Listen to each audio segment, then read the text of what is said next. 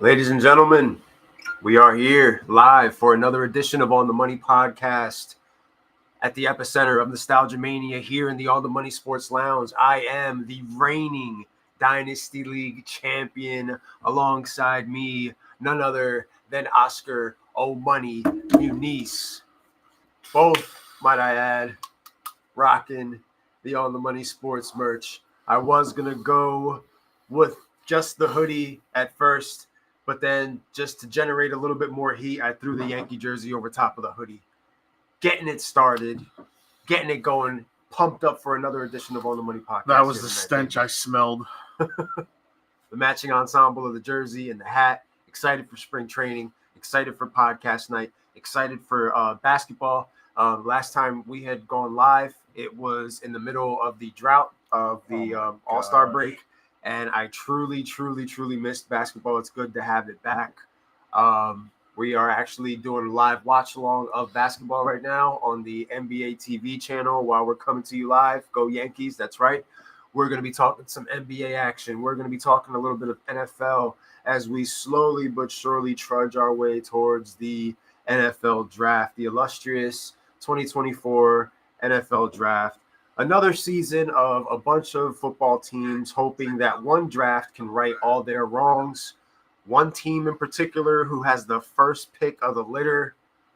Will it right their wrongs, or will it just create a whole bunch more wrong? We'll discuss that. We'll break that down. And as far as fantasy basketball goes, we are in the middle of a heated playoff race. 3 weeks left, 2 spots left. Who gets in? Who's on the outside looking in? That's right. I'm talking about Supreme Ballers. It's season 3. That's why. Super pumped up, man. Now I understand why I couldn't.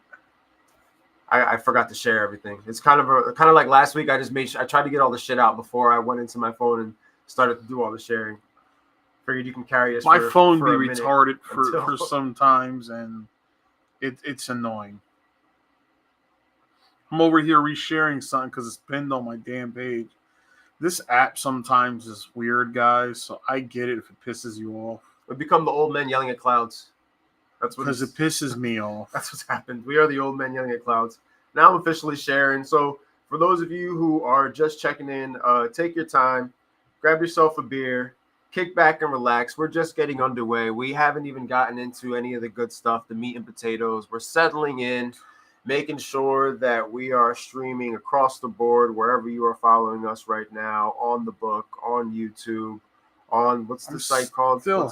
What are we on right here that I'm staring at? What's the name of this? This is Restream that we stream off of. Restream. And it sends it to my personal page, the On the Money Sports Facebook page, the On the Money Sports fan forum page, as well as our YouTube channel. That's right. Which, guys, get on that YouTube. Look us up, On the Money Sports Podcast.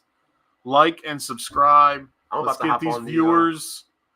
Let's get this viewership up. I'm about to hop on the YouTube page at some point tonight and just follow along what's going on there. I was going back and forth one time on there when we were live with Terrell, trying to get the comments flowing on there just to fit it. Well, it's all about getting into the algorithm. Just like with the sports betting, it's all about finding the trend, finding the pattern, and attacking the pattern.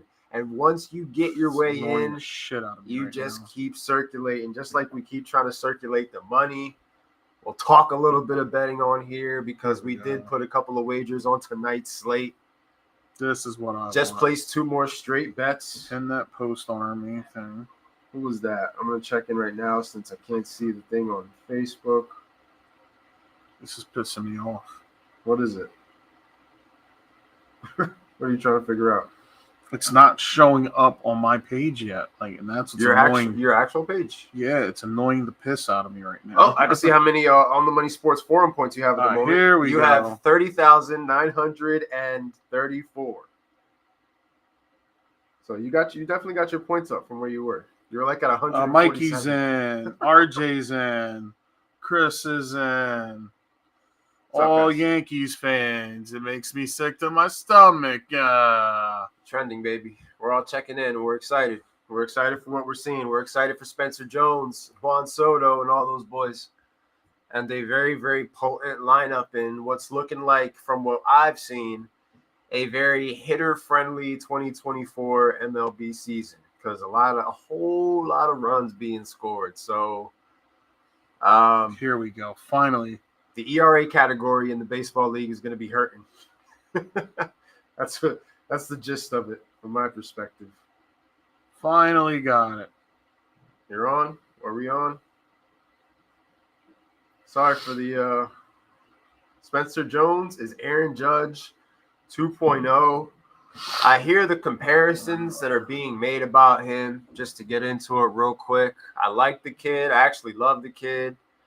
The fact that he is yet again another young, fast outfielder is another reason why we are more than willing to test Aaron Judge out at first base, which is going to be happening a little bit more this season.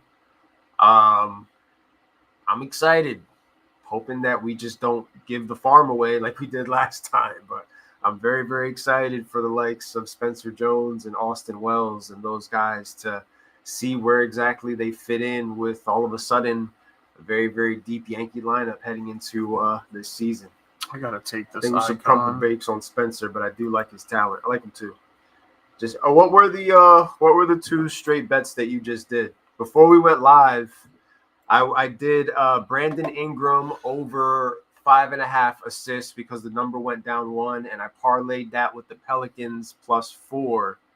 The number changed once they cleared CJ McCollum to play. Unfortunately, right now, the Pacers have a 14-point lead on the Pelicans, so I hope that there is an energy shift as I just watched live. The Pacers give up an alley-oop.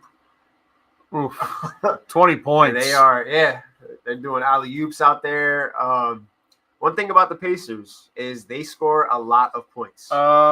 Triple-double for Sabonis and Jokic. You bet on both. Okay. Oh, yeah. That's what you mentioned to us right before you dropped the bombshell that De'Aaron Fox is out for tonight's matchup. The big marquee matchups. Has Harrison Barnes got a rebound yet? Scotty Barnes, bro. It's not Scotty Barnes. Scotty Barnes. Harrison Barnes is the past. He's a relic of the past. I don't know if Scotty Barnes has one yet. I hope he does. He has 2. All right. That's progress. Yeah! I stopped looking because I wanted to focus in on the comment section real quick. And I took the JJ Redick special today. Yeah. So I need 3 more threes from Luka. I didn't do any of the pre. I need 2 more from Therese. I need 2 more from Halliburton, and I need 1 more from Strus. While we're on the subject, I might as well just tell you about my night last night. So, last night before that, let's pause because we have been trying to catch the patterns the last couple of days, of course, with the Jersey Triad group chat and now the new group chat that we have going on, discussing bets and all that good stuff. And a couple of nights ago, you hit for a nice parlay. Mikey hit for a nice parlay. Matthew hit for one.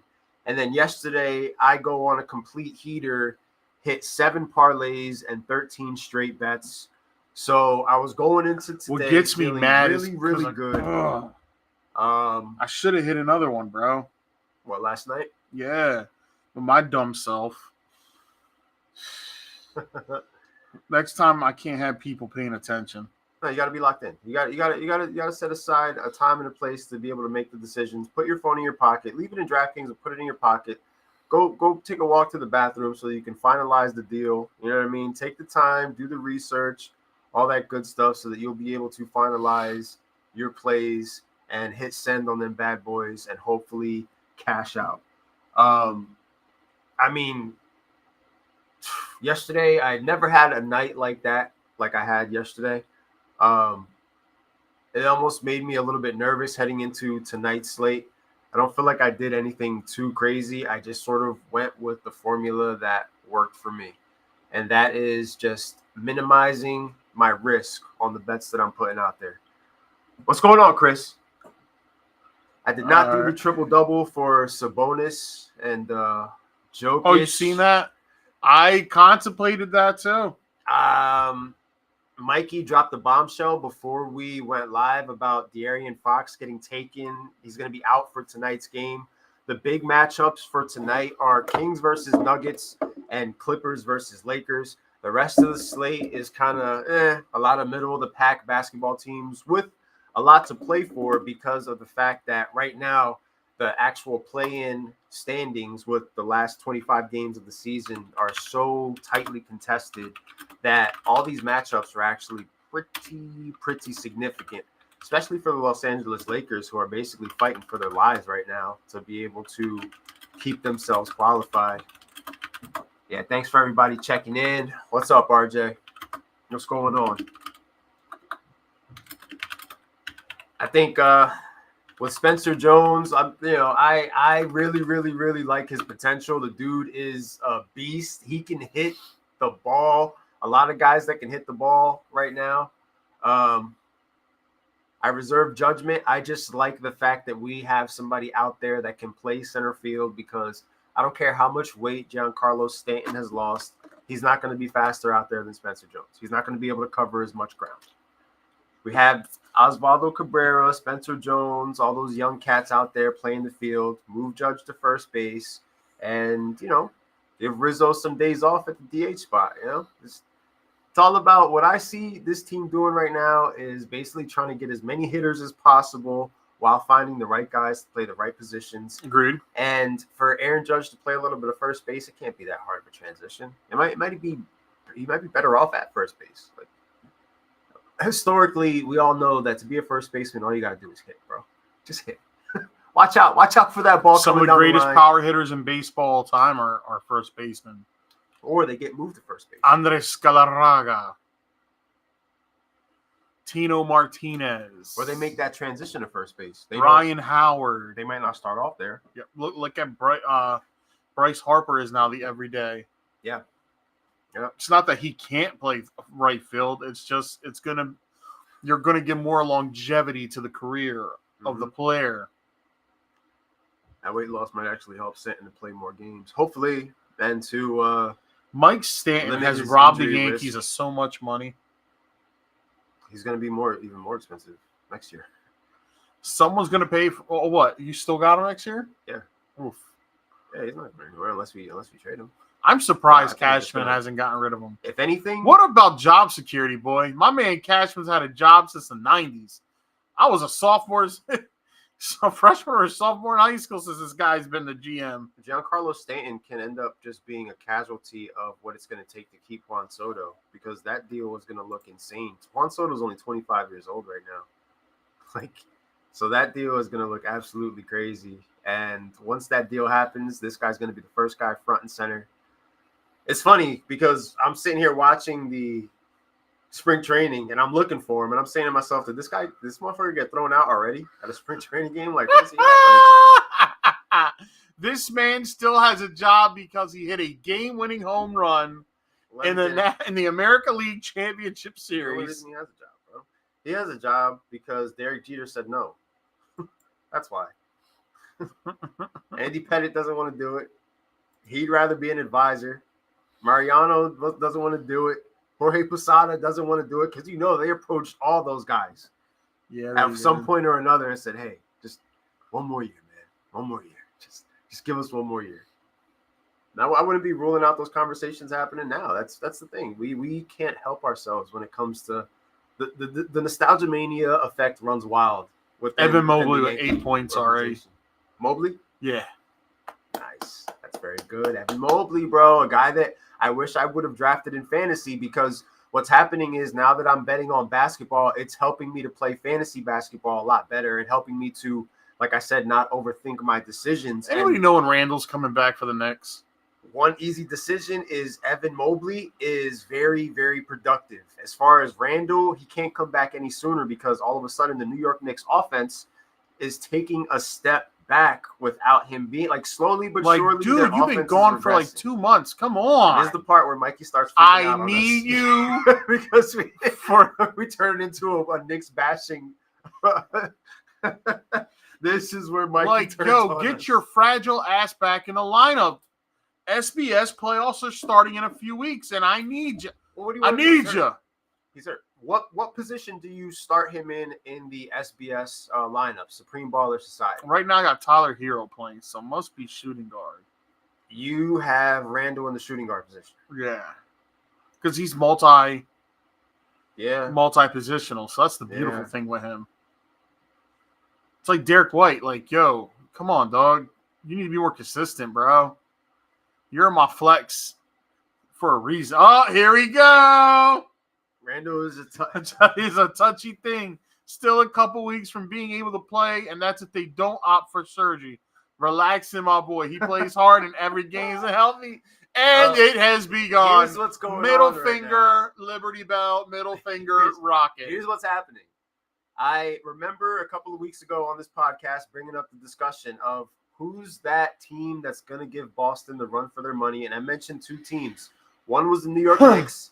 The other was the Cleveland Cavaliers, just based on the run that both teams were on at the time. Jalen Brunson was dropping 30 a night. Of course, we know what's going on with Cleveland. As of right now, it seems like, and a lot of it is injury, Cleveland. And there's the Liberty Bell. Cleveland has been able to keep some of that momentum, whereas the Knicks are sort of just, the injuries start to catch up to you, man. Like, realistically, Randall plays a big part on this team and contributes a huge portion to that offense and how it works and the game plan and their ability to be able to generate points in other ways. Like, you have those nights where DiVincenzo can turn it on and this guy can come out. But as a whole, it behooves the Knicks to be complete as a collective because they're at their most dangerous. We are getting updates in the Gambler chat by the minute from Matt. Okay, this is good. It's gonna be a busy night. It's just like one of those nights, like if the draft was going on. We've got the live bets going on. We've got basketball happening. The playoff race in Supreme Baller Society is influencing the podcast because it's going to be more of a basketball centric podcast with everything that's on the line. I'm currently going against the guy next to me, making it Uzi, going up against the Ministry of Mid in a huge matchup. Both of us have already clinched our respective playoff spots. 6 playoff spots already clinched. 2 spots up for grabs, even though I have a good feeling that RJ is going to end up taking one of the spots. And the last spot is going to come down to Serge and Roj. And it's going to come down to the wire for that 8th seed. And we know once you get in, you could end up being that potential, what was it, the Denver Nuggets of 1994 with the crazy ass upset that they pulled on the number 1 seed. As we're doing some bonus on this. Oh, I'm getting some information because now, after the official word of the Arian Fox being out for the matchup, don't forget your Drew Bucks, folks. How many On the Money Sports Forum points do you have?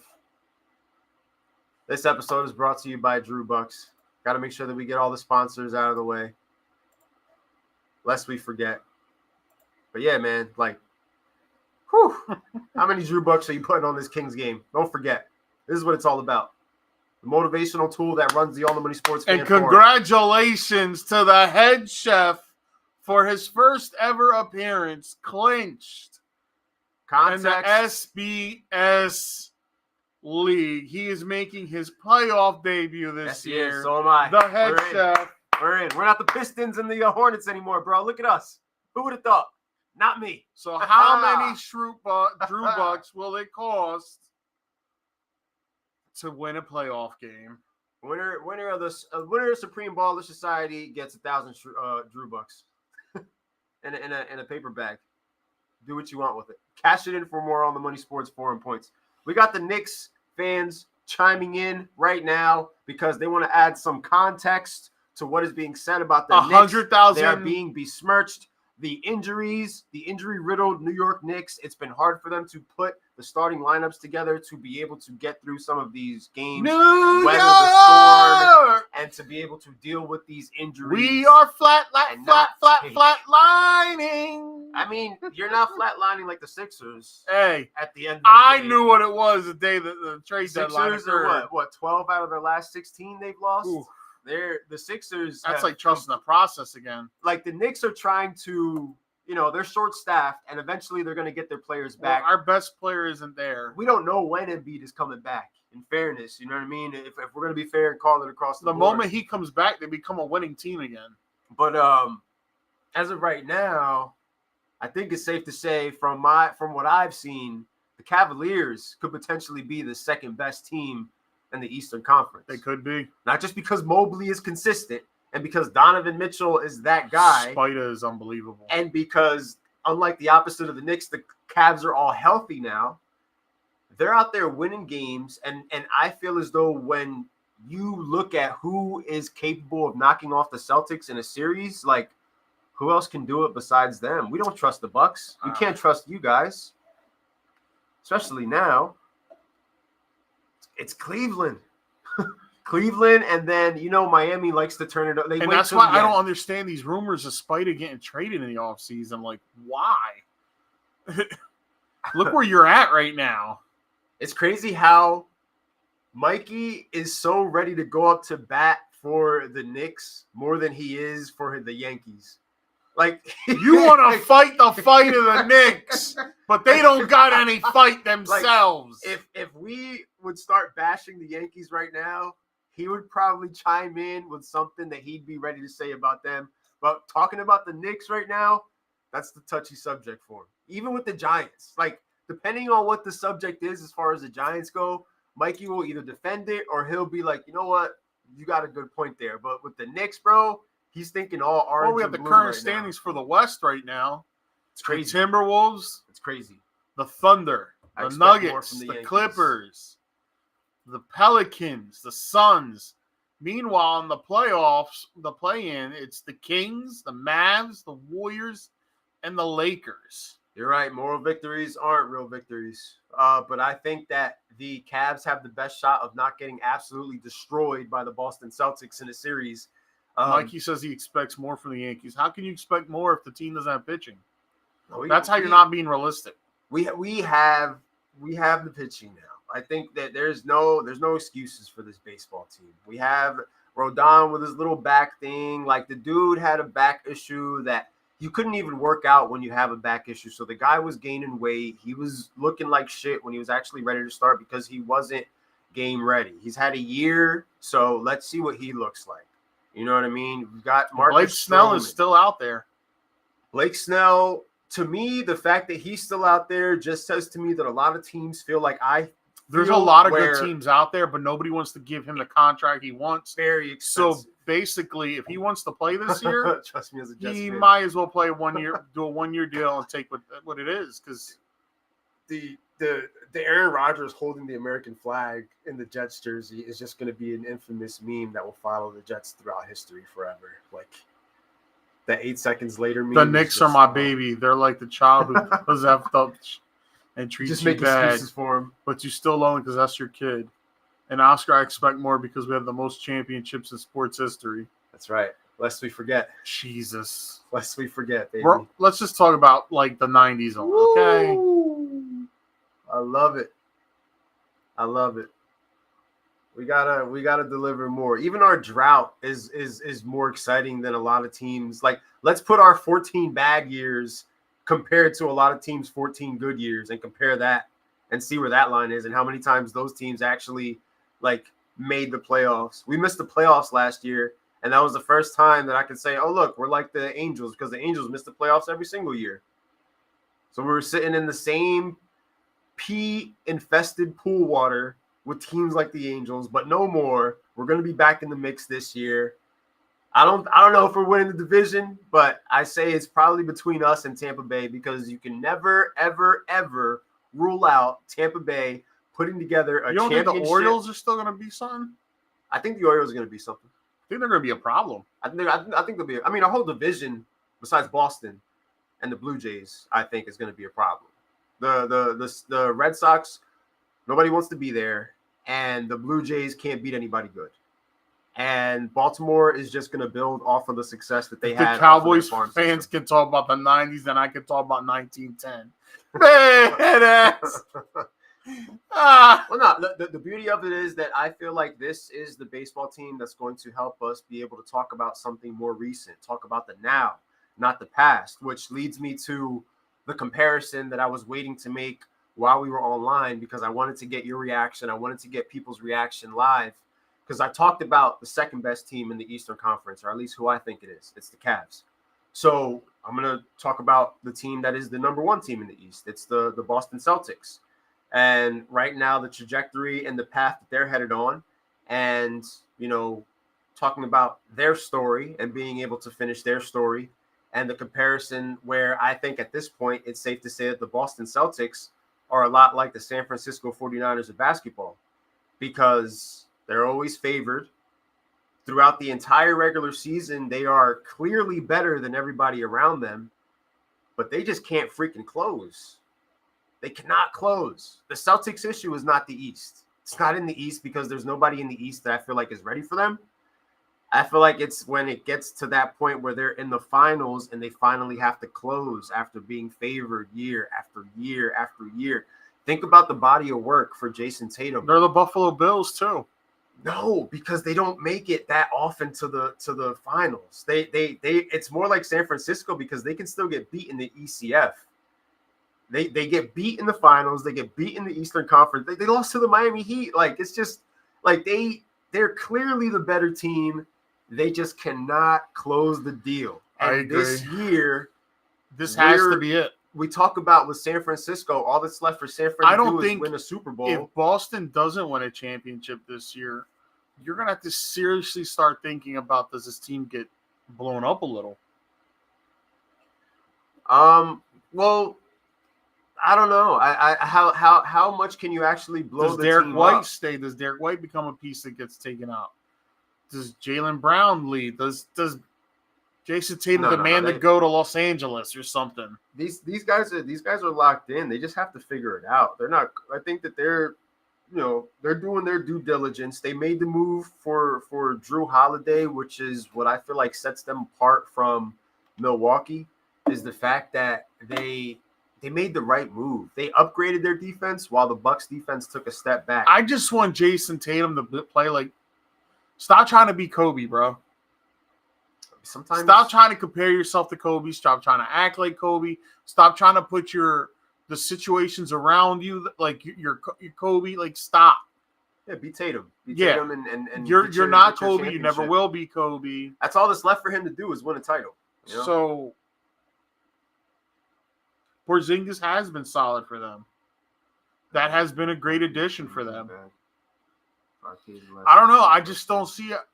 How do you keep running the same team back? I mean, they should have kept their coach. That's what they should have done. Well, they didn't. But somewhere along the line, somebody got offended that, like, we had a moral clause. Your players are out smacking other girls' asses probably every night, sleeping with different women, and you are worried about your coach sleeping with someone else? That's because who he was sleeping with was somebody important inside that building, and they didn't like it. So that's why that happened. Who cheats on Nia Long? Bro, read the dirt sheets about Nia Long. How much of a control freak and ego she has. He probably just got sick of it. Doku, man. Think about this. How do you sit back?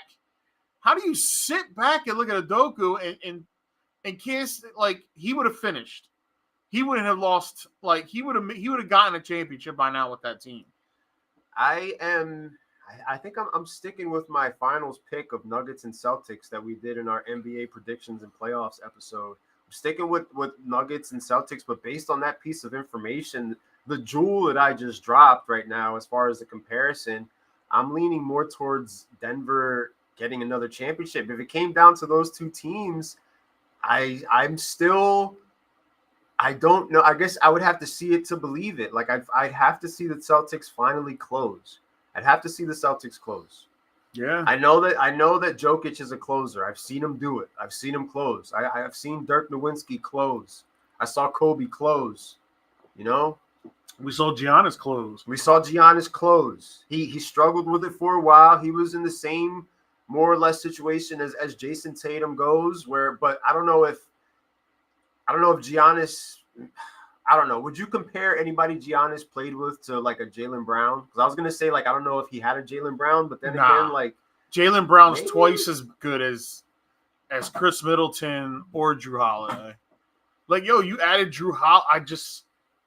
I don't know. This is the year for the Celtics, and the Celtics can't finish. I don't think they finish. Is this a better team this year than their team in past years? But then they be having games where they just lose, and you're like, y'all just lost to this team. Like they're just uninterested. Like, what do you? Yeah. They're out there. Can't be like that. They're out there just uninterested. Well, I mean, they. Not that they're running away with the East, but like nobody's gonna take the East from them. You know, even with me having such high regard for Cleveland as far as where I think they are and how I'm looking forward to Cleveland versus Boston, Miami versus Cleveland, Miami versus Boston, like any type of I could see Boston losing in the second round. Boston in the second round? No, it would have to be Miami. Yeah. Miami's the ones that do that type Miami, of thing. Yeah. I can picture Miami going in there. Miami struggling all the way, gets to the playoffs. Just stumbles and fumbles. Miami wins the play-in. Switch flips. Yeah. They win and the boom. play-in. They go up 2-0 in the first round. Because Jimmy already done it. Yeah. I mean, their coach, Spoelstra, man. Spoelstra has done it, man. He's got the experience that a lot of coaches like the coach in Boston doesn't have. And you know, Doc Rivers has the experience, but it's more on the losing end. So, like, if I've got to bet on Doc Rivers or Spoelstra, like, I'm probably putting my money on Miami. Not to mention that's going to be a nice, you know, repeat of a good playoff rivalry that's going on.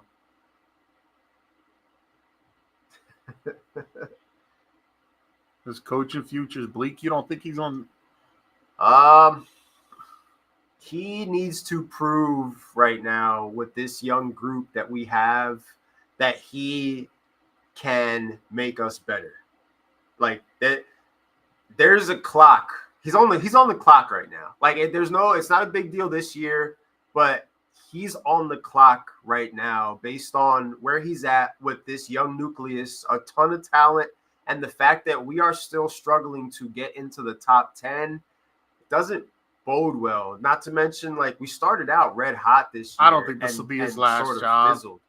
I just think that depending on how he does here in Houston is going to determine a lot for him moving forward. I'll say that.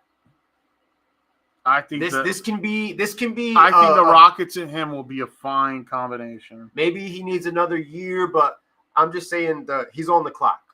It's just the temperature on the seat is not hot right now. You know what I mean? Like, the temperature on the seat is not hot for him. 5+ boards for Scotty. Scotty Barnes? Yep. Okay. Good stuff. That point in time where we're hoping to see green, man. We're hoping to see green. We're hoping to cash out. Good luck to all of you who are watching along with us. This is one of my favorite ways to sweat out bets on podcast night, to have NBA Live on, talk to you guys, break down some of the stuff that we have scripted, some unscripted stuff that tends to happen. We are real young. So he's not a bad coach at all, Chris. And I think the Rockets team's young. And I think they're going to be something. It gets annoying saying we're a year away. And I'm saying I thought this was the year. Isn't this his first year with y'all? Yes. Yeah, come on. Yeah, it is. Let's knock it off. I know, but I mean, the West is tough too. The West is tough. We just saw the standings out. Here's the damn problem. I don't like to make excuses for them. There's a lot of talent on this Houston team. So, like, maybe somebody else could, like, what if we had like Budenholzer or somebody, you know what I mean? Somebody who's a little bit more seasoned. Like, would he be the 11th seed right now? Like, I'm just saying, like, maybe he does need time, but you're getting the time, and now you have to prove that you can do the right things with the time that you're getting. Because, you know, the next 2 years are going to be a very pivotal part of your story as far as your coaching. They're a young team. They've been struggling for years since the whole breakup. Come on, let's give this guy the benefit of the doubt. You can't sit here and look at it and be like, I'm ready. Nah, there's no moving on yet. Come on. Terrence, man. This is the problem. This is the problem in the NFL, too. You know, some coaches, after year one, you could tell, like, yo, they got to go. But every coach deserved to be there for 3 years. Yeah, it's a patient. It's a 3-year plan. Dick Vermeil said it best. Your third year as a coach, you should be in the playoffs. Your program should be turned around. You blow it up. You revamp it. You season it. That's how you do it. To me, us getting into the play-in and having a couple games in the play-in, I'd look at that as like a good season for us, since we haven't been in the playoffs for a couple years. To get into that, I feel like would be a good, I've said for years on this podcast, like I was tracking the trajectory of OKC's growth and the Rockets' growth. And I'm looking at where OKC is right now and looking at where we are. And it's just like, damn, like Hinkie really hit on those freaking Doncic, 14, 4, and 8. 14, 4, and 8. Barrett, 13 points, 4 rebounds. We've got Toronto up 67-66 quickly right with now 14 points. in a interesting matchup between the East and the West. Cleveland up 4. What a banging of a score. Cleveland up Garland, 4, 9 points. How many more you need for that? I have Garland's PRA, and I have Garland for assists. So Garland's PRA was 23.5. Andre Drummond trying to get a double-double going. 7 points and 9 boards. I wasn't doing any Bulls props. The only Bulls prop I did Has was anybody done DeRozan. Bulls props this year? I did DeMar DeRozan's Bulls I want the truth. Points prop yesterday, and he won. And then I did his PRA, and I ended up losing the PRA. But I did do his points. And Heather dropped in the group chat the prop for the points, rebounds, and assists for Terrence Mann, which is currently at 18.5. And I was staring at that prop all day long. I didn't pull the trigger on it. I didn't make a bet on it. She did. She's debating it right now, unless she pulled the trigger on it already. I'm not totally sure. I just want to check back into DraftKings right now to see if the numbers changed, because I like to do that. I like to adjust to RJ don't even claim those guys, let alone bet on them. The Bulls are one of those teams I'm a little funny about when it comes to the betting. Even with DeRozan, I'm funny about him because I remember betting on his PRA and that shit let me down. So I gave it a break, and then I took a stab at it because he was getting nice feedback from the internet marks, and I said to myself, I'll put some chips. And he was one of the straight bets that hit for me. I parlayed it, that hit too. Very, very, very, very profitable night. The most fun I ever had turning $80 into $307. And now I'm looking to take a portion of that 307. I've won more money on NBA than I did NFL. Really? Help me understand that. I mean, I had you minus the one big pot I hit. It's more that $500 one I hit. It's all about tracking the patterns. Yeah. It's more research involved in the betting for basketball. But and there's so much now places you can go on websites that it's easy to say, break it down for you. I think this guy's going to score a touchdown, and you just bet it. You know what I mean? Like there's so much more to looking at into the matchups and the streaks and the last time that person played that team. Even right now, we're looking at fans. Tell me why that is, Mikey. Tell me why that is. Is it because I'm not overthinking it? Because that's what I do sometimes when I'm figuring that out. Well, we all do. We all do it, man. We're all guilty of taking a bet and staring at it. You guys know the only Steelers bets I make are normally Najee anytime. That's normally the bet I make. I stay away from. You sprinkle in some Jaylen Warren and a little. We know I love football so much we bet emotionally with it. I promise you, it's the answer. Overthinking is part of it. You know what, Mikey?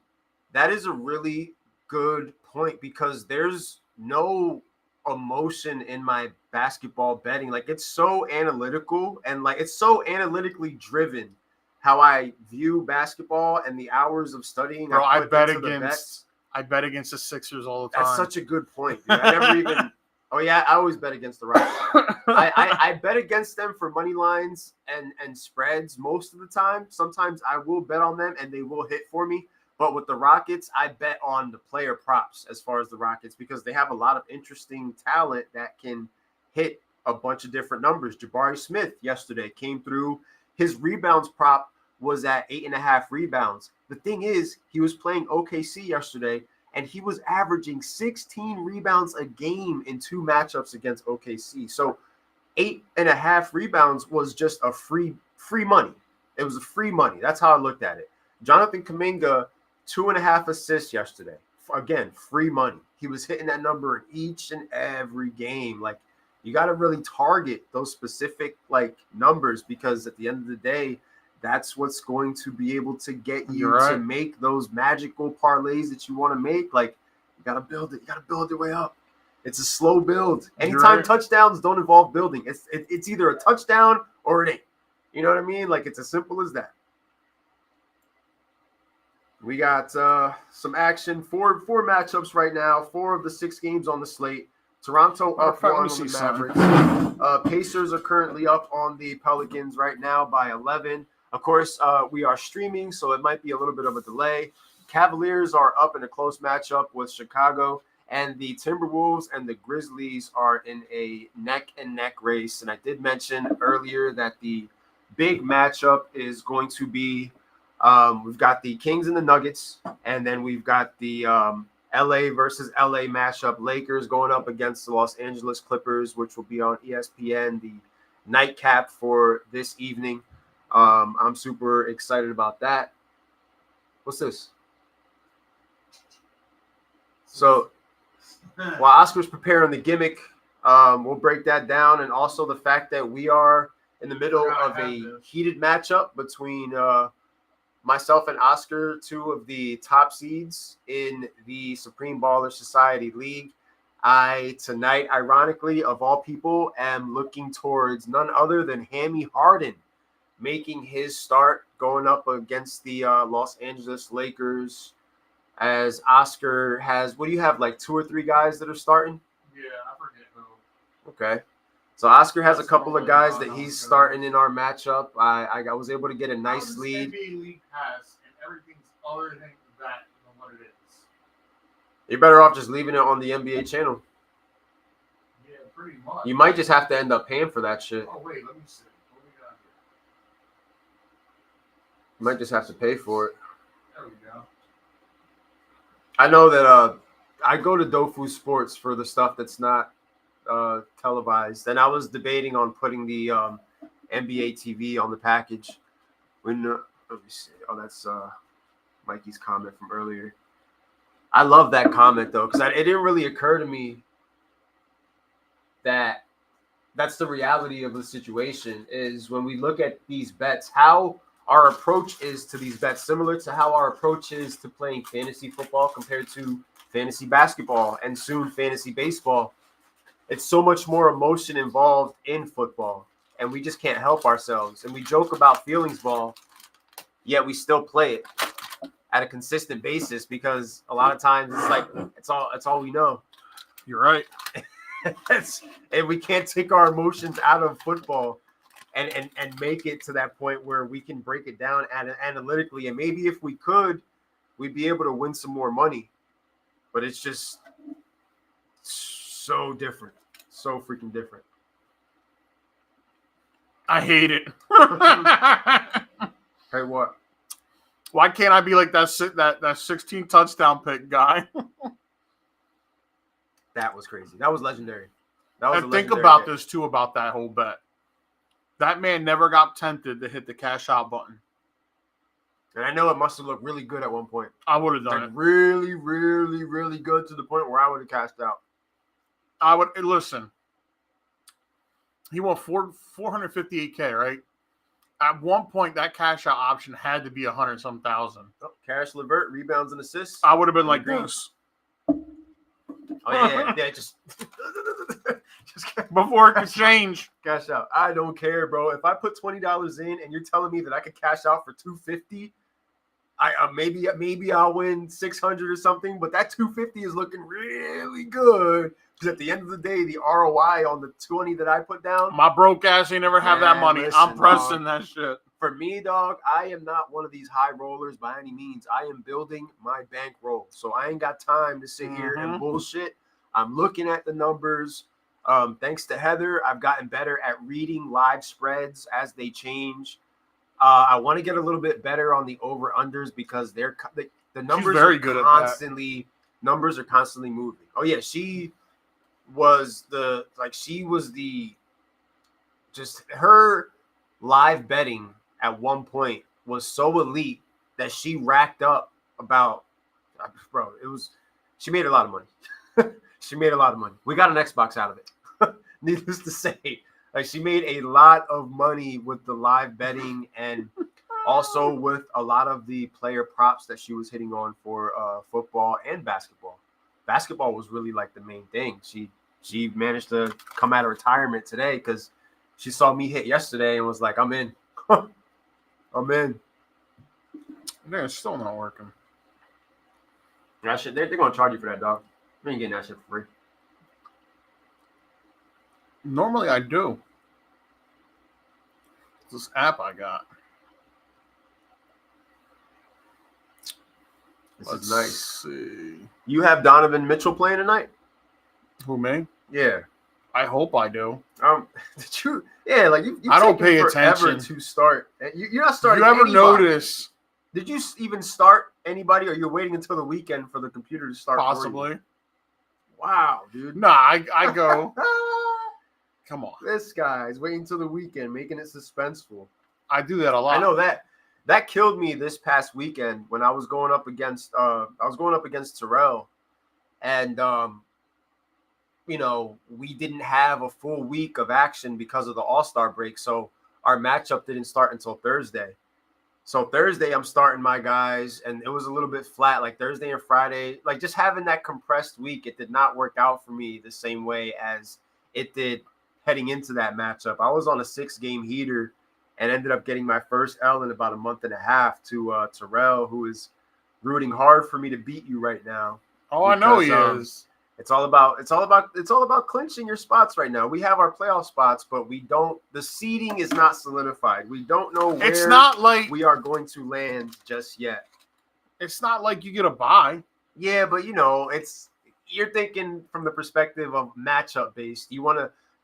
You and Terrell's team score a lot of points, followed by then it's me and Mikey. And I was the 10th pick and then overall. It's Drew. Those are like the top 5 scoring teams. Because Mikey's team scores, and Mikey went on a little bit of a slump, but his team turned shit around. He clinched his spot. But yeah, you guys are like the top scorers. So for one of the teams that is 10 just points, 4 boards, and a block for Mobley. 10 points, 4 boards, and a block. Mm-hmm. I like it a lot. I like Mobley, bro. And maybe that's part of, I guess that's part of the argument that I would use for the Cavs being the second best in the East is that the Cavs are money, bro. Like the Cavs are money. Like if you want to get into the green, just look up some Cavs props. I was almost to the point today where I was looking back at it and I was like, "Oh, I gotta chill out. I feel like I'm targeting this particular team a little bit too much. Got to switch it up. I can't get too crazy and fall in love with certain bets a little bit too much." But when you really believe in something, screw it. Double down. Do it. Yeah, you double down, bro.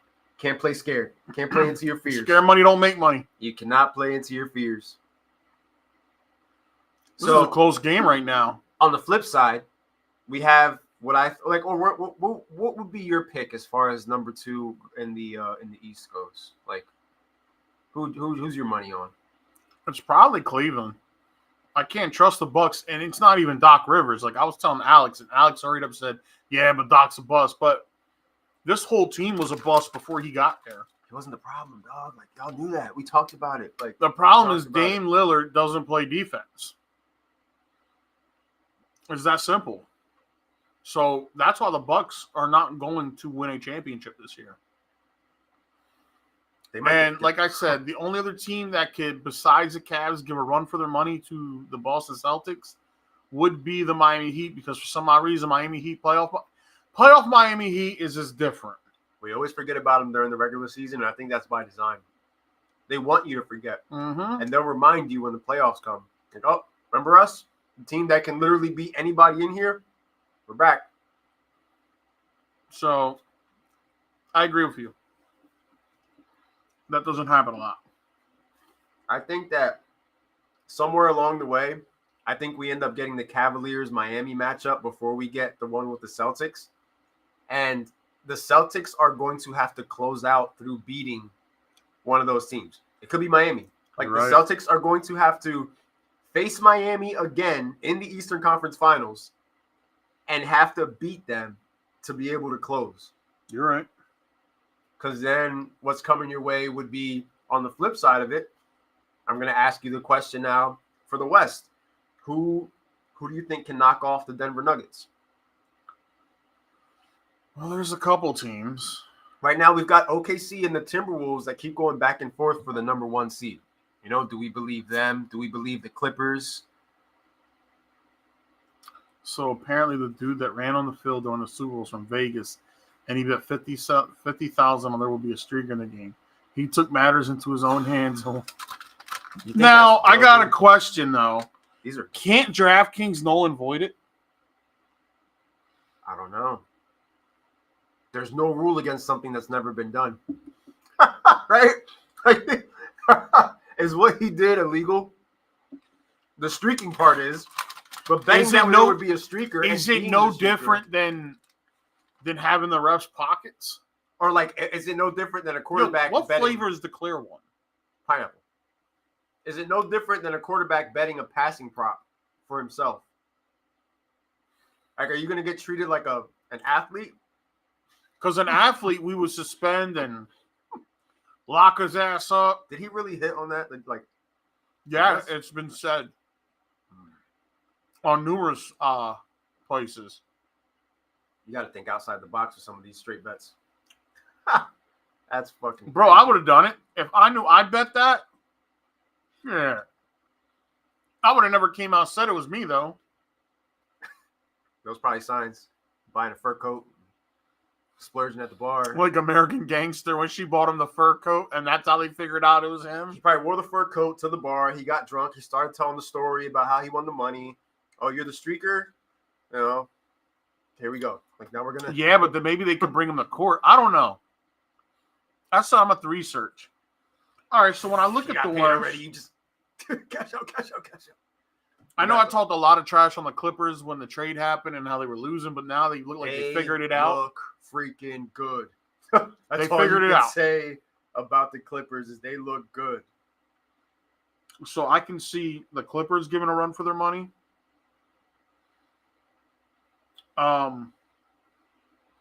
But OKC, man, they look really. There's something different about them this year.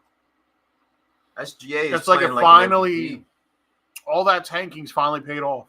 SGA is playing like a bona fide MVP. The players around him are responding to it. They're feeding off of it. They're good at home. They're good on the road. They go toe to toe with everybody out west. They took a bad beat by who I forgot who it was. It might have been the Nuggets that beat them pretty bad last week at some point or another. Mm-hmm. But they stay consistent. They consistently win games. I guess it's just one of those things where it's a team that it's not like what we can say about the Boston Celtics for the last couple of years, that the Boston Celtics continue over and over to knock on that door. Mm-hmm. OKC is the young up-and-coming team that, if anything, might be a year ahead of their time, that is potentially looking at the number 1 or 2 seed in the West. And now it's a question of, what is this, new babyface going to look like in a series format for the playoffs? Are you going to struggle to get out of the first round? Are there going to be those indications where it's like, okay, how can this style transition into the playoff format? And of course, for OKC, the same question that the Timberwolves are probably asking themselves, we know we're that good right now, but what's it going to take for us when it's time to go toe-to-toe with Denver Nuggets? To go toe-to-toe with that guy, to be the man, you got to beat the man. And to me, he's still the man on that side. I just don't see the Nuggets losing, man. To anyone? Yeah, they're going back, bro. Do the Clippers have the best shot? I think. Would you take the Clippers over the OKC and the? I would probably take the Clippers as long as Kawhi's playing. Yeah. If Kawhi goes down, the Clippers ain't doing nothing. And not for nothing. And on top of that, what are you getting playoff Harden? We can't just say, because he's on the Clippers now, playoff Harden's gone. Siakam, rebounds and assists. Thank you, sir. Playoff Harden does have a whole lot of backup with this Clippers team, though. That's the thing where you can kind of disguise playoff Harden with a lot of shit and throw a lot of gimmicks out there to make playoff Harden. Playoff Harden just has to take care of a couple of things, and then everybody else can, Kawhi is still the primary option. Paul George, who is going to be out tonight, but should be good to go for the playoffs. We joke around about the Clippers. One of the things has been injuries, but this team has been pretty healthy through this season, and they've been productive in that span of time. Paul George is going to miss a couple of games, but overall the Clippers have been healthy. They've, like the Thunder, gone toe-to-toe with the top teams in the West, and for the most part have gotten the better of all of those exchanges. So, in a lot of ways, in a lot of ways, for the Clippers, the storyline is the same.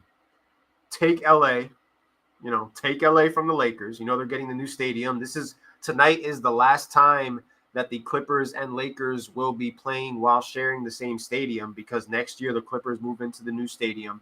It's take LA from the Lakers and then take the West and go win yourself your first championship in franchise history. Like, the Clippers is not so much about them closing, because we know historically the Celtics have been able to close before, but in recent history, they haven't been able to, similar to the 49ers. The Clippers have to overcome being a snake-bitten franchise, sharing LA with the Lakers, getting out of the West in one piece, which would mean going toe-to-toe with the champion Denver Nuggets and beating them in a 7-game format. I checked out when the Sixers checked out.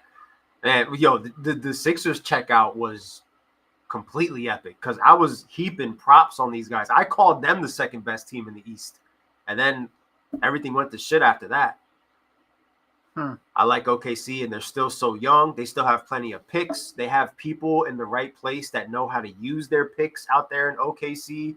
They are having a blast, and they have a young superstar in SGA that is growing into his own.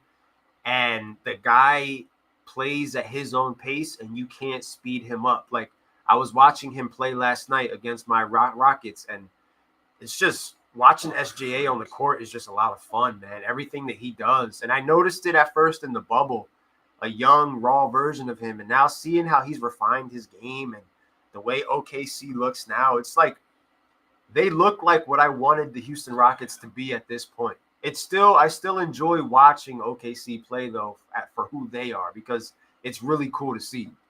Sixers did a dine and dash. Time to get some playoff experience under their belt, and they could be something really to talk about. Well, when you think about it, ever since the bubble, OKC has been Nuggets, go Mavs, go Suns, go Thunder, go Clippers. He just rattled them all off, baby.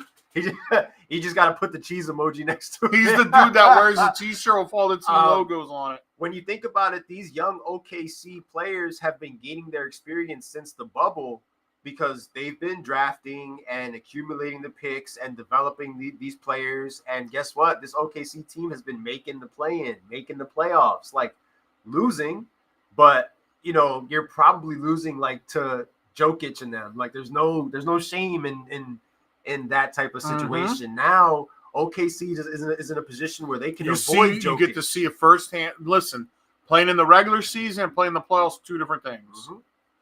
Yeah, so in a way, maybe OKC is ready for the playoffs, because RJ's the Rob Lowe of the NBA. When you think about it, it's not like OKC is starving for a playoff appearance. Like, they get in, Yeah, the Bulls are still. That's still his squad. All right, so he grew up in that Derrick Rose era. That's what happened. As of right now, we are at halftime with the Cavaliers and Bulls, and lo and behold, Evan Mobley is already at 20. His PRA is 24.5. So Mobley damn near hit his prop bet by halftime. This is why I wish I drafted Evan Mobley. This is why I believe in the Cavaliers. The fact that they use him at the power forward position and have Jared Allen at the center position is one of those things where they're sort of mirroring what the Timberwolves are doing and what's working for the Timberwolves, because they're top 2 in the West. Mobley's that guy, bro. Mobley's that guy. That's one of Drew's boys. That's one of the guys that's helping him get his almighty push into the playoffs. Gotta get my push. Just checking over some of my props here. DeRozan's making me nervous. Mitchell, I know that he can turn it up. Luka, hit the damn 3. Karis LeVert and Pascal Siakam both hit their respective props. Nobody hits a 3. I would say go Pistons, because I like Cade Cunningham a lot, but they suck. The Pistons are kind of like where the Spurs are. Ways away. The Pistons don't have a Wemby. They have a Durant and an Ivy and a couple of good players, but the Pistons are still ways away. Monty Williams took a massive paycheck just to go over there and lose some more. And the Pistons are where the Sixers were back when the Sixers were winning like 9 games, back when the Rockets were winning like 11 games. It's the worst place to be, I guess, as far as, competitiveness, but you can only be there for so long before you turn things around, right? Happy birthday, RJ. Happy birthday, RJ. Happy belated, Terrell. Congratulations moving into your new spot. I wish Terrell his birthday on his birthday. Happy birthday to you, RJ. Shout out to the gang, the VIP lounge crew, 1-800 gamblers.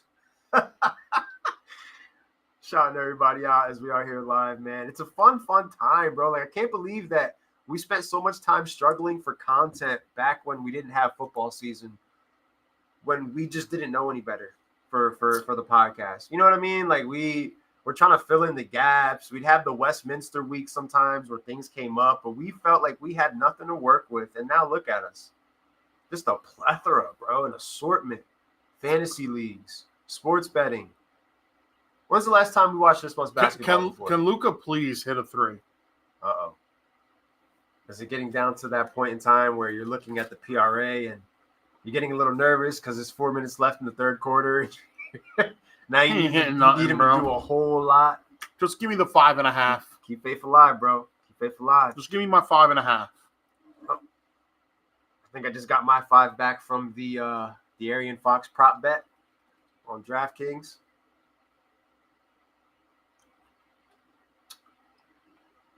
Coming back slowly. If you're going to go anywhere, start off with that freaking Buffalo game that you were playing.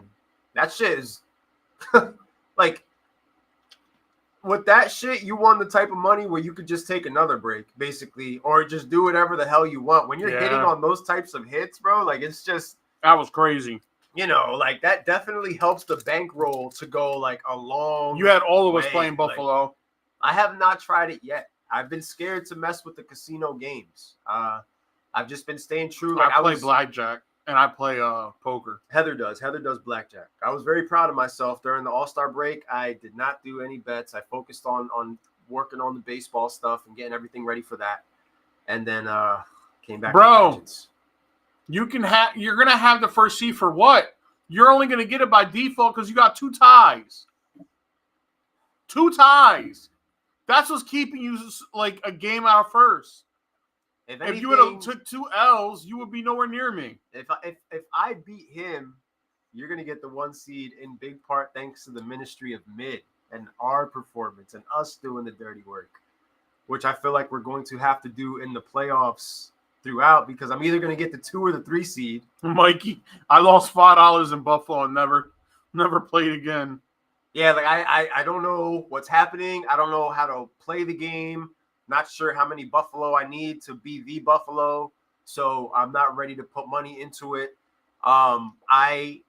Being in a casino live, I've lost money very fast. So I'm just very weary of casino games. I can feel it right away whether I'm going to be hot or cold.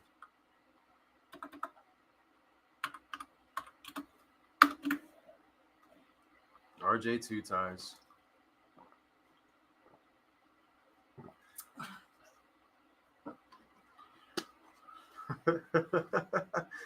Ministry of Mid, baby.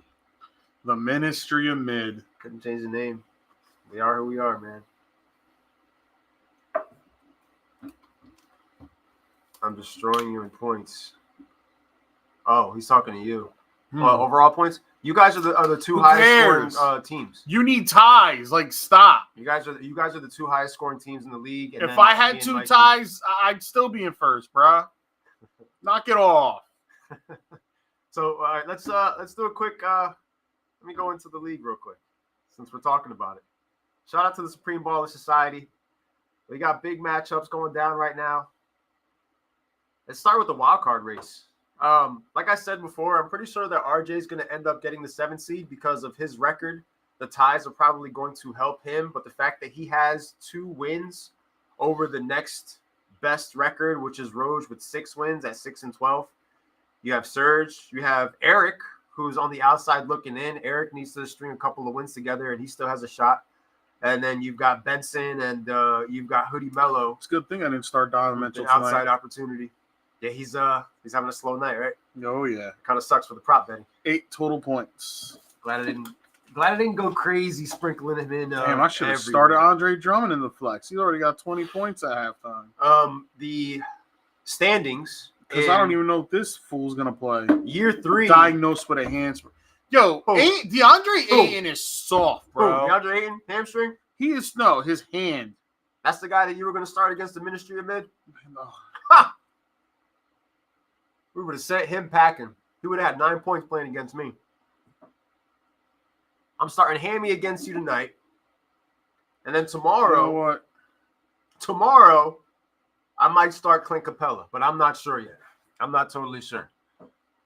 The Hawks be funny sometimes, dog. So I gotta look over the slate to see like what I want to do. But nonetheless, here are the current standings for the Supreme Baller Society. 3 weeks remaining on the season. I don't need ties to have a good record, bro. I have a good record with a tie. 11-6-2. I have one tie. I win outright, dog. I win outright. Making it Uzi is at number. Watch Oscar tie like twice to end the season, and that's how you lose the number 1 seed. Currently at number 1, making it Uzi, Oscar O'Money at 14-4. Followed by Unbreakable Terrell with 13-3-2. Followed by myself, the Ministry at 11-6-1. Then Mikey at the 4 seed, 11-7. Followed by the Head Chef. Get your Drew Bucks. Andrew at 10-8. We've got He kept saying he wanted 10 wins. He got it. Mac Miggs, who the league champion from last year, who seems to have checked out and is in a slump at the 6 seed at 10-8. You've got the Villains at 8-2, which I feel like they did just enough to save themselves. We've got Roche Bombs holding on to dear life for that 8th seed. However, he is in a 3-way tie with Surge, who, don't look now, but he's on a 2-game heater, and Unorthodox, the faded one, who has lost 3 straight, who was actually sitting in the spot that Rob was in. He was actually sitting in the spot that RJ's in and kind of fell, which kind of opened up Pandora's box for the 8th seed. How many transactions you made this year, Terrell? I don't feel like there was a lot of transactions that were made in the league this year. It was a quiet year. My man got 58 historical transactions for this season. Historical. Man. Oh, overall, that's okay. That spans a long time. 19. Though. That spans a long time. Yeah, but Oscar, 19. You don't pick up your phone, dog. You can't use that. There's no need to. Look at what can't use that. Why do I need to make a move when I'm a champ? When I'm winning. I'm winning. You wait until things go bad for your team to then be like, yo, I'm trying to make a deal, and then you don't send any offers to anybody. You wait for everybody to send you the offers. Terrell is like me, aggressive on the market, sending trades, trying to get deals done. So I can't allow you, in fairness, to use that against him because I know what it's like to deal with you in fantasy leagues. Listen. I know you do not respond to that to the transaction, so it doesn't even. I don't need to. My team is full of winners. I don't know. I think you just wait till the last minute. I've been in top 3. I'm top 2 all time. Yeah, historically playing the waiver again. That's another thing that him and I have in common. We play the shit out of the waiver wire, which I last couple weeks I slacked on it a little bit, but I was just holding on to some of the players that I had, which. At this point, I don't know why I'm holding on to Paul Reed and guys like that because he's just not like it's one of those things where you say to yourself, oh, Embiid's hurt, so the next logical step is this guy's going to eat. But Paul Reed does not eat like that. Paul Reed sucks. He eats sometimes, and it's not in a way where you want to put him front and center to eat because he doesn't eat enough. You know what I mean? Like when you're out there dropping like 7 points, like I'll take my chances with like Tyus Jones or something. Like I'm not starting you. Like why are you here? Why am I holding on to you? Who are you? Why am I holding on to you right now during the most important stretch? Paul Reed is an eyesore in the paint. He just doesn't do enough, bro. And like his projections will be like 27 fantasy points, and dudes out there with 3 points, fantasy points. Like, yo, the Lakers' schedule's crazy. That means a bucket and a rebound. Oh yeah, they ain't beating none of those teams. They're going on a West Coast road trip, which is basically going to be getting beat from pillar to post by all their rivals out west. Then they're going to get bullied by the Bucks. They're going to beat the Warriors. I mean, not Warriors, Wow. Wizards, but I would take the Wizards plus the points because I'm pretty sure the Wizards are going to cover that game. Bro, Lakers might not even make the playoffs, bro. We're sitting here talking about all the good teams. The purple and yellow hearts can't save you guys, on top of the fact that the Los Angeles Lakers are currently planning to give LeBron James an extension that they're working on right now. So for those of you who are hoping to get out from under the rock to save your team from being relegated to the history of repetitive mistakes from the front office down to player, coaches, personnel, Lakers, once again, are going to go out there and they are probably going to end up giving LeBron James I catch heat every time I say it. 1+1. I catch heat from multiple people when I say this. The NBA and that Major League Baseball championship teams of the COVID era were just both teams haven't done nothing since.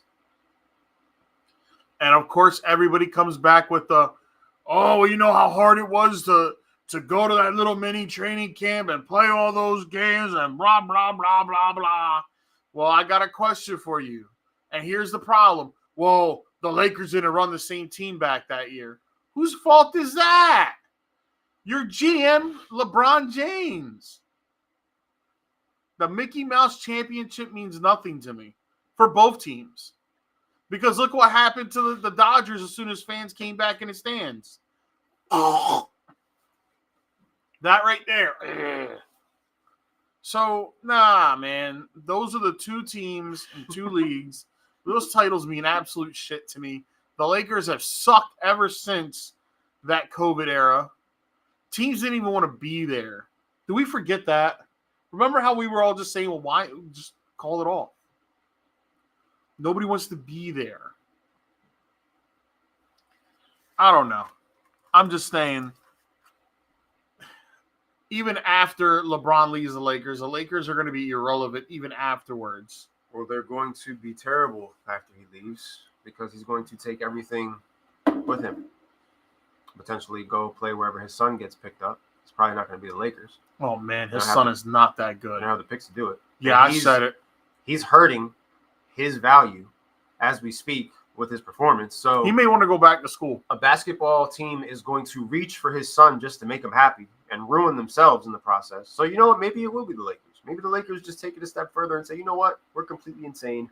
We are like how I said the Celtics and the 49ers are alike. The Lakers are a lot like the Cowboys. We're going to do it. We have the money to do it, and you can't stop us. And guess what? We're going to underachieve. That's the best player on the Lakers. Reeves? Yep. Lakers are going to be shit for years to come. Yeah, it's not going to be pretty. It is not going to be pretty for the Los Angeles Lakers. We knew that was coming. It's all about every team he's left. Look how long it took them to get back to normal. In fairness, the only team that he didn't destroy point blank was the Heat, because Pat Riley wasn't going to let it. But look what he did when he left the Cavaliers both times. They can only win games while he's there, in fairness, even though they still lose them. And he's done a good job of attaching himself to that and making them dependent on him. However, one way or another, whenever he was removed from the picture, whenever he was going to be gone from the picture, the Lakers are going to look worse off than the Cavaliers did when he first for years Cleveland. To come, bro. Except I don't know if the Lakers just keep giving out stupid contracts near the end of the star's career. Like the Kobe Bryant deal should have never took place. They gave him all that money because of what he did for the franchise, not because of who he was. Because any other player at that point, you're not giving that kind of money to. Yeah. I don't care what anybody tells me, and I'm not talking bad about the dead. What I'm talking about is the contract that he got. He would have been foolish not to take that deal. But he knew damn well when he took that contract that, damn, I'm going to rob these guys of money. I'm robbing them blind. I'm not going to contend. And no one can sit there and say that's not true because they paid him for what he was, and the Lakers were shit for years after that. Yep. And now they're about to do the same with LeBron. LeBron's near the end, people, and we're about to give him another max. I feel bad for Lakers fans. This isn't what they signed up for. Nope. There's nothing they can do now because this is what they're going to get. An extension that's going to cost money. and it's going to set the team back. And pretty soon it's going to be broken yellow and purple heart emojis all down the timeline, because once Father Time completely catches up to them, the Lakers are not going to have the resources needed to be able to put together a sustainable competitive team for years. Mm-hmm. AD could end up leaving somewhere, because there is going to be a team willing to give Anthony Davis the bag, and it's just a question of, what his bidding war looks like. It could be the Bulls, it could be the Knicks, it could be, some of the familiar faces, and then they some updated randoms. my thing, but they didn't take out De'Aaron Fox. De'Aaron Fox. Oh, okay. You got your cash back? It went bet, though? No. Oh, because it's like a 9-leg parlay. Ah, okay. Evan Mobley. So the winnings went from 638 to 290. Okay. I just need this damn Maverick spread -3. Ugh. Sweating it out. What bets do you guys have running right now? The most logical one is the guy that I've been making fun of this whole time. About it. Is LeBron James's 1.5 threes. He should easily get 2. That's the one he loves shooting. No. The one I'm sweating right now is the -3 on the Mavs. Oh. Which one? Gross. I don't know if I'm necessarily sweating any right now. Kind of hoping time expires in this Mavericks and Raptors game, because I bet oh, no, I hope it continues, because I forgot. I bet the over. Somebody hit on a bunch of unders that they did last night. I believe they went under on 9 different games and all that shit. Scotty Barnes got 8 boards. He got 8? Wasn't it 8.5? I think so. Oof. We only got 8 minutes. He needs to get one. Yeah. I didn't take the 8.5. I took the 5+ alternate.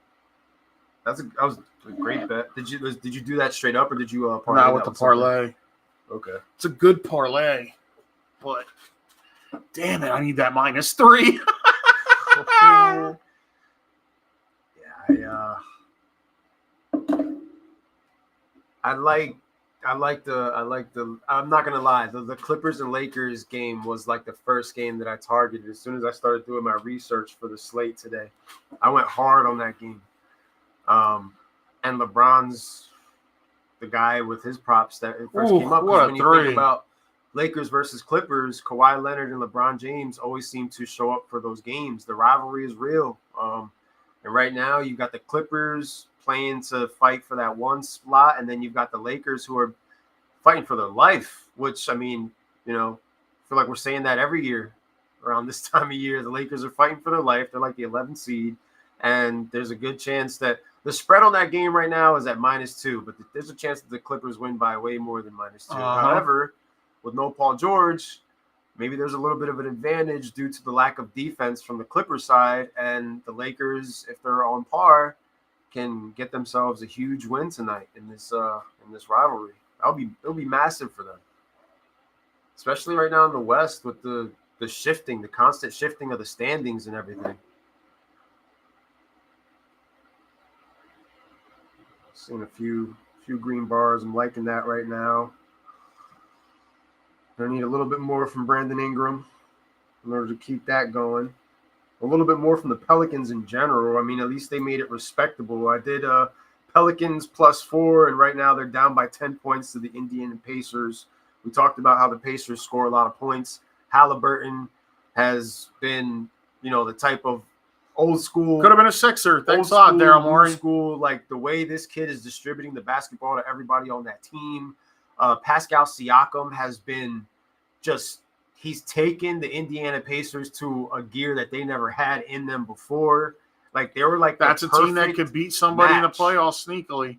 The Pacers will outscore your ass. The thing, if you can't go back and forth with them because they're not good defensively. Oh, it's a 14. Oh, if you what? I won't win the bet, right?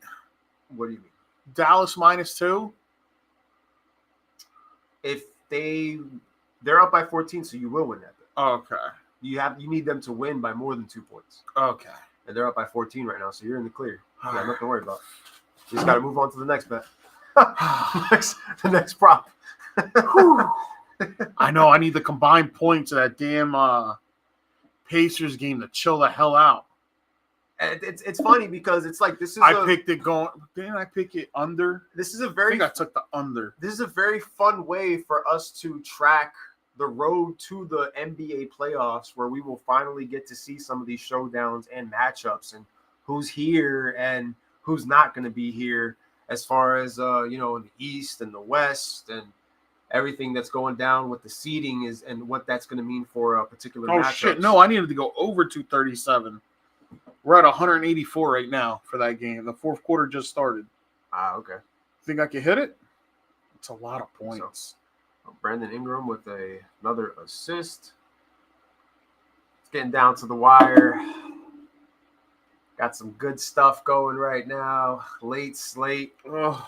Excited for the Sandlot Baseball Association. Don't forget that we are going to be doing the draft order on the podcast March 13th. We're going to be doing the draft order here live while talking a little bit of baseball, segueing and bringing that into the fold and that into the conversation, along with the basketball talk and Supreme Ballers playoff picture run and the NFL offseason news that we've got going on with the draft around the corner. So very, very, very busy time period. These podcasts are going to be on ADHD because we're going to be going from this topic to that topic to this topic. And, of course, following along with everything else that you guys want to go over and discuss, the burning questions that you may have as far as what's coming. Right now, it's about the playoff races, getting ready for spring training, and actually looking at what some of these front offices are doing in the NFL and if they are actually staying true to what they say they're going to do. And either New York players imply McCole Hardman leaked game plan to the Chiefs. What? New York players have implied that McCole Hardman gave team plans to Chiefs and Eagles before games. Give them the game plan to them? Wow. So he's a snitch. That's what they're saying. Wow. Well, who would have thought? That's interesting. Yeah, it is. Yes, it is. So I need Terrence Mann over 12.5. I need Hammy to. Did you take that? I did not. The only thing I did with Terrence Mann is I did Terrence Mann PRA 19.5 points, rebounds, and assists. And I just did it right now because I saw it in our group chat.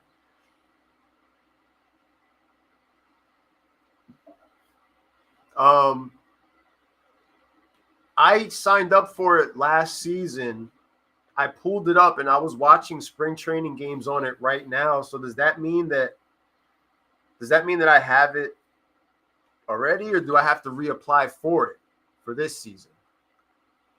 Because we had this discussion last year and I literally waited until the very last day to do it, but I'm looking into doing it again with the T-Mobile services. Find out and just ask. Bro. And it is the best, bro. Especially we're doing fantasy baseball. Because you log in reapply every new season. Okay. March 26th. March 26th. Okay. Thank you. That is very useful information. MLB renewal. Because I need that shit in my life, bro. I need big inning. I need to watch all my Yankee games. Phillies games are already televised. We have multiple TVs, so we're good on that front. And I like to have the late matinee because I know that I'm going to be drafting a lot of Dodgers type players. I'm going to be drafting Padres guys. So those West Coast games late on a weeknight are super clutch.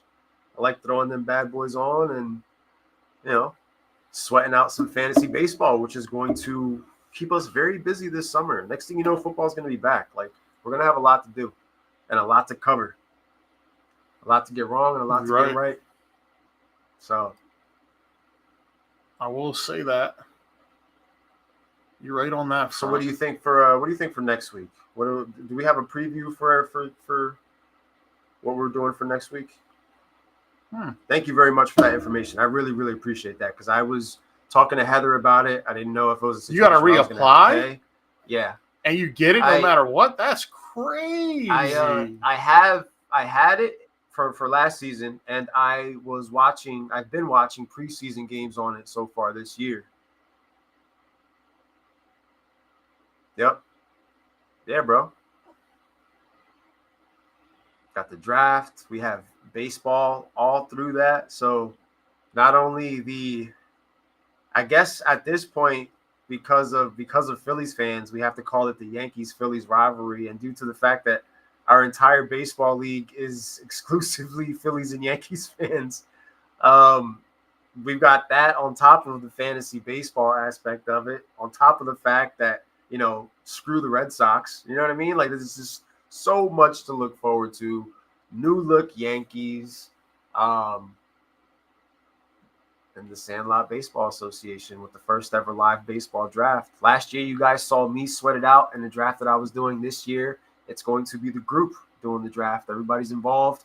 Hopefully, you'll be in the comments and in the draft room, dropping your picks in the comment section once we make them so that we can discuss it. I think it'll actually help because a lot of times, like, for episodes like that, since it's an online draft, we tend to be staring at our phones a little bit too much.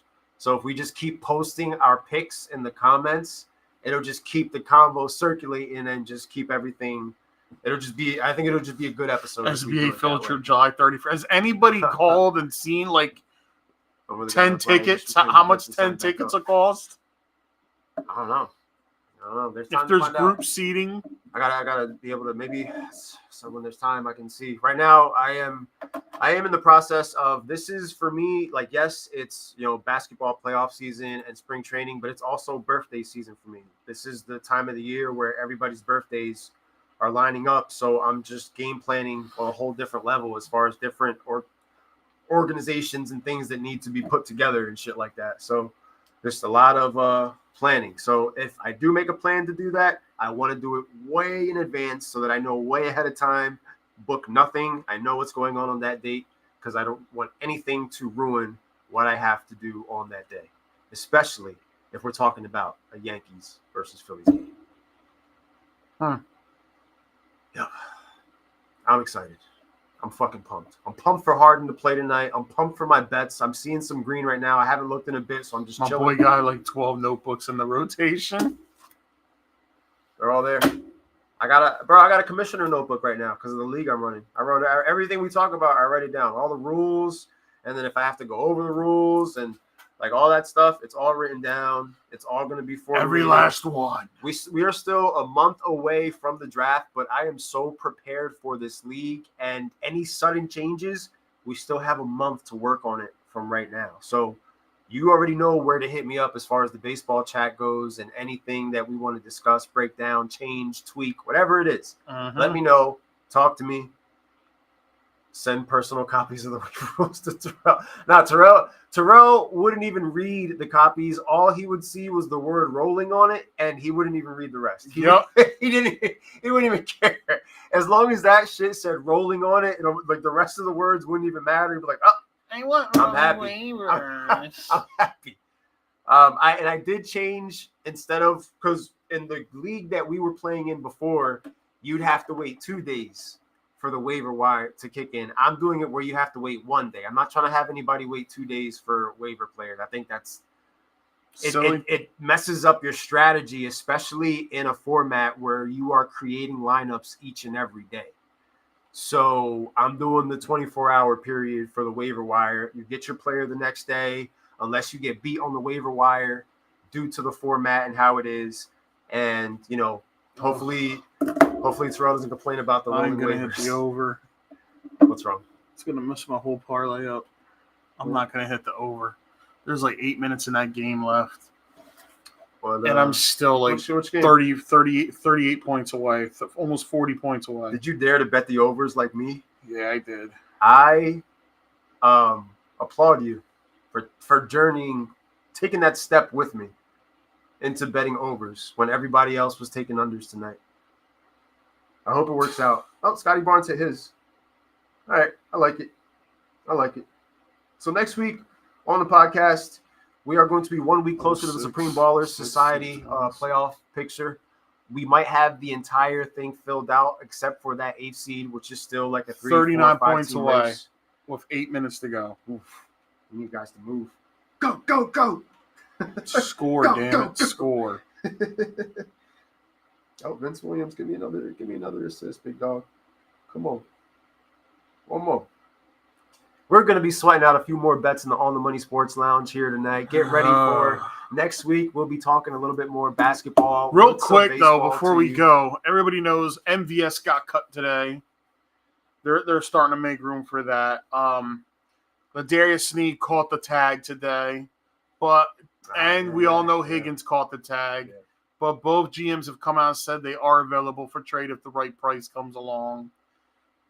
Secondly, Caleb Williams just screwed the Bears hard body today when he came out and said, I have no problem playing for the Chicago Bears. Well,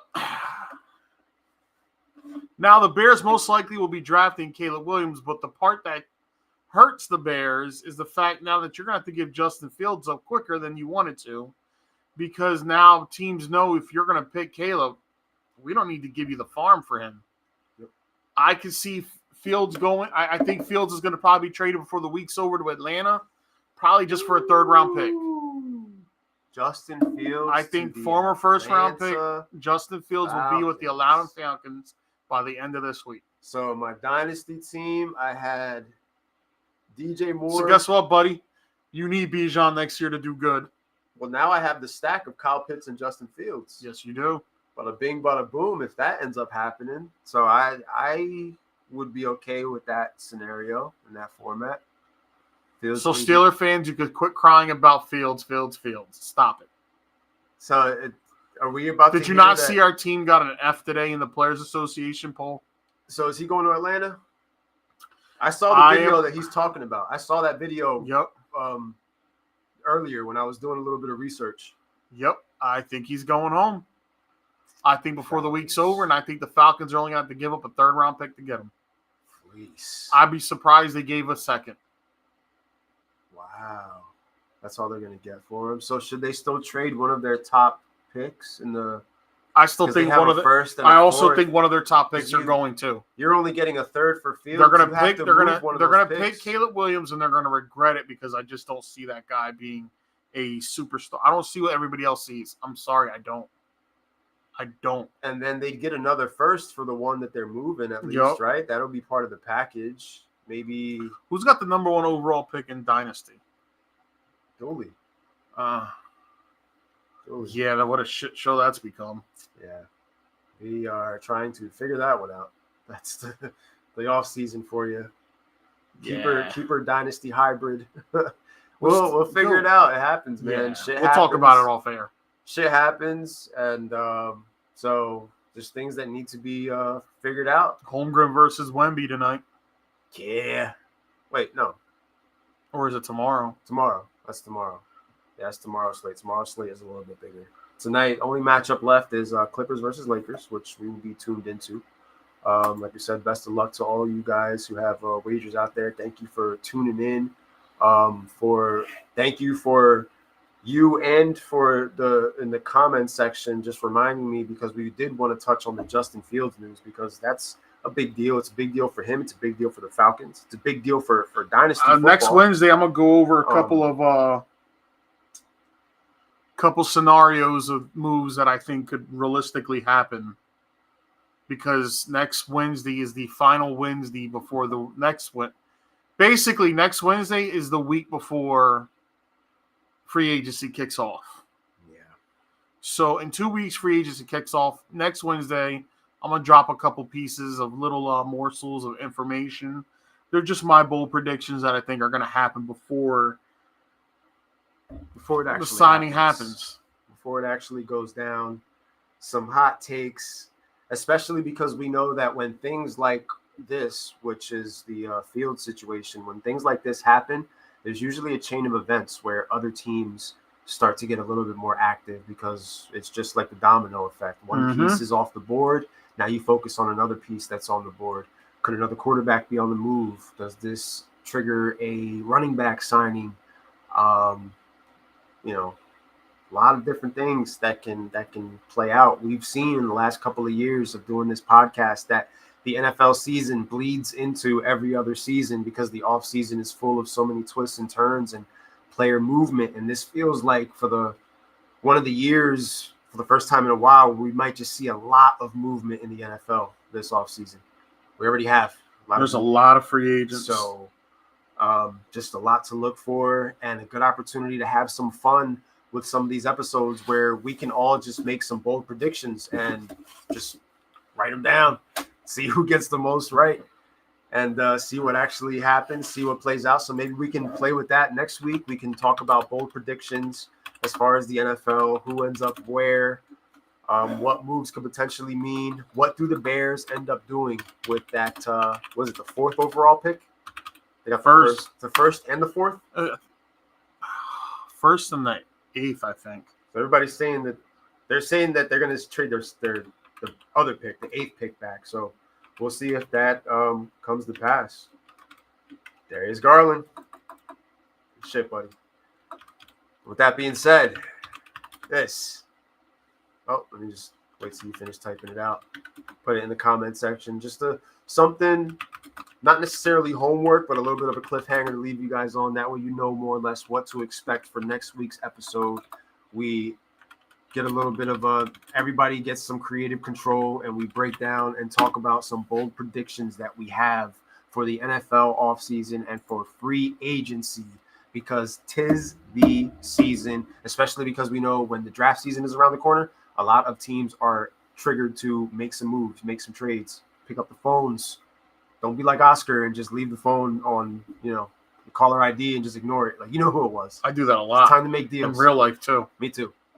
But not this time of year, not the off season, when it's time to revamp your teams, when it's time to build. What type of build are you trying to do? And, of course, who makes the cut in Supreme Ballers, man? Yeah. We'll be 2 weeks remaining at that point. Yep. Until then, guys, we'll see you next week. Same bat station, same bat channel. Have a good week. Stay safe.